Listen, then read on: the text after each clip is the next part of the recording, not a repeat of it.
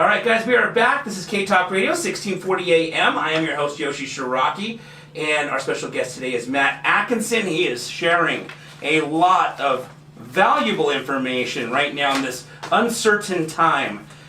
Good ideas on being prepared, good ideas on, getting ready in case we find ourselves in an interesting correction or downturn. But now it's time for the nightmare story. And I wanted to share this story. Bum, bum, bum. Wanted to share this story because I'm going through a situation right now where somebody came to me just a couple weeks ago to assist them. And it reminds me so much of 2008. This individual basically fell behind on their payments probably about 16 months ago. However, they did nothing for 16 months. Why are you telling them about myself? Yeah, so Matt, unfortunately, didn't pay his mortgage. True. It's happened once or twice in my day. And so basically this individual tried to do a loan modification, tried a couple different things, but then when those things didn't work out, they did nothing. They did nothing until they realized that the foreclosure auction date was around the corner, at which point then they decided, uh-oh, we better do something because we're about to get evicted, right? But the problem was there was so little time left because they waited for 16 months that now, unfortunately, the possibilities of what could be done with the bank to work with them, to negotiate with them, the bank has now refused to even entertain any types of negotiation because they've tried to deal with this person for the last 16 months. Over the last 16 months, this person really didn't respond, and so now that he is looking to respond, they're not looking to play back anymore, and so sadly, this home's going to be in auction later this month. This kind of reminds me back in 2008 when lots of people were in pre-foreclosure, and they would wait till the last minute, thinking, oh, eventually something will happen, and then nothing happened, and then they got foreclosed and lost their home. I have a feeling that we might see more of this, and the point of this nightmare story and the lesson to be learned is don't wait for the last minute. There are people out there like Matt, myself, lots of people on this show that I've had who can assist you. I mean, if you find yourself in a default situation, it's normal, to find, especially in uncertain times where people do not have the ability due to loss of income to make these payments. Rather than lose your home, if this person would have sold their home 16 months ago, there would have been a lot of equity, they would have been able to profit, but now because they waited over 16 months, all these fees accrued and now they're negative. So they're going to lose their home and lose all their money. So the point of this is reach out to somebody. I mean, that's what we do. Matt, when I say we, Matt and his company do that, I do that. Reach out to somebody who does that and immediately get started because you'll have way more options and hopefully have the possibility of walking out with, at least some money. I mean, you're going to, even if you cannot stay in your home, at least you might have the opportunity to walk out with money. Where this individual, because he waited 16 months, there were over $50,000 in fees, which wiped out all his equity. So now he's walking away with no money and losing his house. So that is the nightmare story I wanted to share with you guys. Matt, I mean, you probably have millions of stories from 2008 that you could share. At least thousands. Can I give some examples? While my sons are asking for food, I'll do a better job of feeding them. Because I forgot to give my son some food. I gave the other one some Fruit Loops, so I got so excited. That's totally my fault. So I actually wrote down a couple things because I think this is really important. So if you're not making your payments but you have a job, there's a difference. Mm-hmm. You need to act as if you still have that financial obligation to pay every month. And because there's a habit of good habits. I just finished the book. What are you listening to right now? Mostly what I listen to is YouTube growth of YouTube. Growth, okay, cool. So I'm listening to a book called The Power of Habit. Okay. It's excellent. The Power of Habit. So It gives tons of examples. If you guys haven't read it before, The Power of Habit gives examples of positive habits and negative habits. Yes. So if you haven't made a mortgage payment or a rental payment for 16 months, you are, one, you should hopefully have some cash. Yeah. Right? Saved up. If you have some catastrophic like health challenges, I'm empathetic with you. That wiped out a lot of people. Yeah. But a lot of people during the last, in any correction, is save the money, right? Yeah. Number 2 is, you're right, don't wait until the end. So I just wrote down the Journey song, Don't Stop Believing. That's for our friend Nat Borchers. He loves Journey. There you go, Nat. Don't stop believing, right? Like, dude, things are going to work out. Now, here's the cool thing. Here's the good solutions with your colleague, friend, client, whoever it is, right? Yep. One is you can sell the property to another person and they can bring it current and save your credit. Sure. Number 2 is you can try to do a short sell, and I think you shared with me they're not able to do a short sell. Correct. Right? And number 3 is you can file for bankruptcy and defer it. All of those are different financial situations. You need to consult a bankruptcy attorney, your tax professional. There's different ramifications. That's also layered with what we're going to see with the different job market right now, right?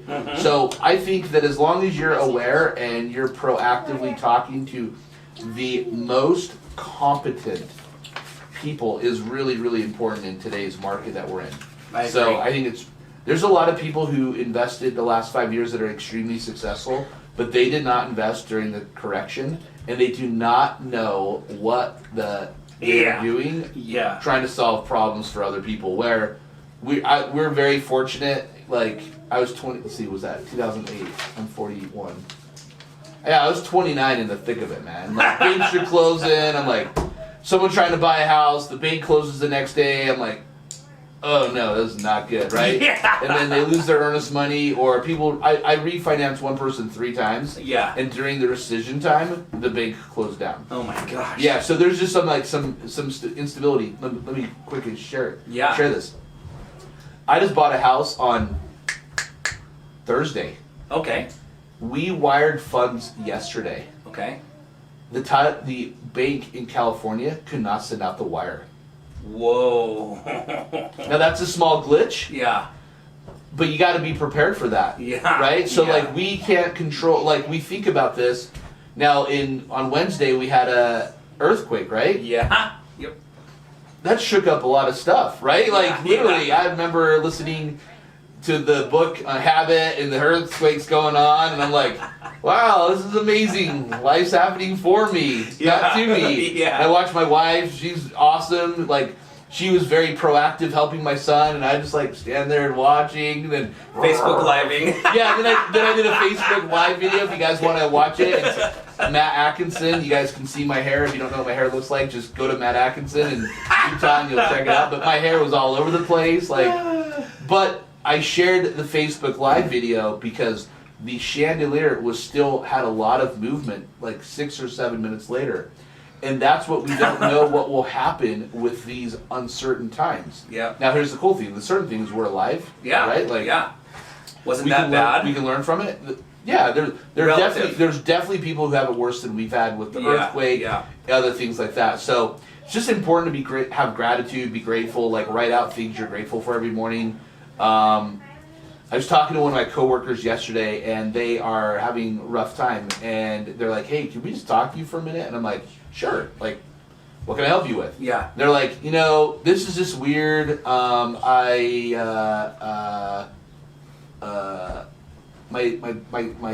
parent is having a hard time with one of my other parents passing away last year. I'm sorry to hear that. Like, one of my friends has cancer that's catastrophic. Oh, no. Single parent. I'm like, I'm sorry about that. I recently am now single, so I broke up with that relationship. I'm like, okay, well, is that a good thing or a bad thing? They're like, it's a good thing overall, but I'm alone. I'm like, well, okay. And I'm like, well, can we just do an exercise? And they're like, yeah. I'm like, what are like the last 3? What are 3 things you're grateful for?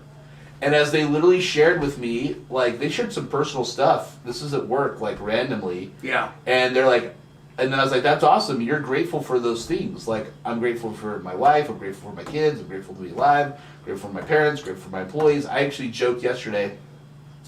I'm like, guys, if we like got nuked by a nuclear bomb right now, besides being with my family and friends, like, I can't think of anywhere else I'd want to be than working, trying to help people. And then the other said, laughing in my office. But I'm like, I'm dead serious. Like, besides being with my wife, family, and friend, like close friends, like, I'm totally loving what I'm doing, because we're working tons to try to help people financially. Yeah. And we want to work, right? Like Right. we want to help out, and we're fortunate because the last time there was not a lot of work, and we worked a lot for not very much, which is not poor on me, but just like the financial industry got buried. Yeah. Right? There Yeah. are people who still are not confident and have transitioned back Right. to this industry. So it's important for us to be gracious and have gratitude, but also like I recommended a book, and I would suggest this book to everyone listening to this call. It's called Loving What Is by Byron Katie. Loving What Is by Byron Katie. Tony Robbins, yeah, you want to write that one down. Yep. Tony Robbins quotes her, uses her training. Girl Wash Your Face. Rachel Hollis quotes her, uses her training. I actually got the reading assignment from a friend of mine named Garrett White from Wake Up Warrior. That was one of the first reading assignments in December of 2015. And after I listened to that book, I love her voice. It's like grandma's voice, like oh grandma, or oh abuela, or how do you say grandma in Japanese? I'm not sure. Suzuki, I think. Suzuki. I Oh, don't know. Suzuki, I just made Honda, Toyota. Yeah, okay, exactly. Subaru. Okay, so anyway, Maybe like, karate. yeah. So it's just important to be gratitude with these times because we in the United States, I actually did a Facebook, a WhatsApp message today to a friend of mine that I know who lives in Amsterdam, and I'm like, hey, what is it like in Amsterdam, like today? Yeah. In Norway, and as they shared with what it's like, they're like, there's no school, people are working from home. I was like, oh, it's not just the United States. Yeah. There's no school, people are working from home. No gyms, you can't work out at the gym. Like I'm like, oh man. We're all connected. She's like, the only people that have availability for school are people who are in police and are in the medical field. They're having some there's childcare because it's more important that those adults are working to help serve. Yeah, of course. Versus like staying at home. So Yeah. I thought that was really interesting. Very interesting. So it's affecting all of us, right? Absolutely. It's just a little different. Yeah, absolutely.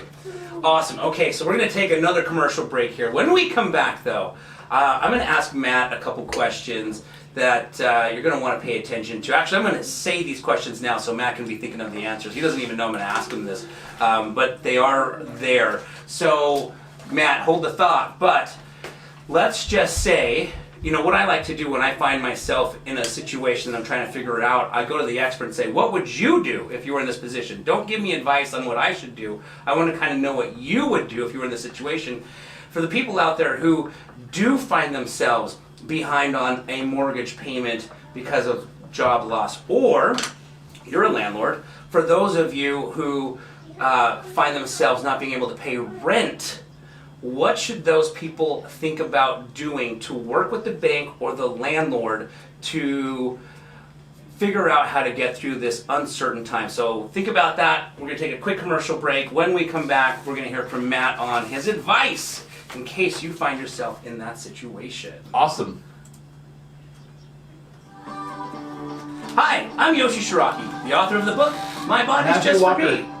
The book written for children to educate children on the prevention of child abuse. With the assistance of multiple best-selling author Bridget Paul Evans, we were able to publish this book as a tool to help break the ice in an easy way to educate children on the importance of good communication in regards to abuse, and also to discuss how the book My Body's Just For Me is a great tool for every parent when having this tricky conversation with their children. For more information on the book, My Body's Just For Me, please visit www.protectourangels.com today. And remember, the more we focus on prevention, the less we'll have to focus on rehabilitation.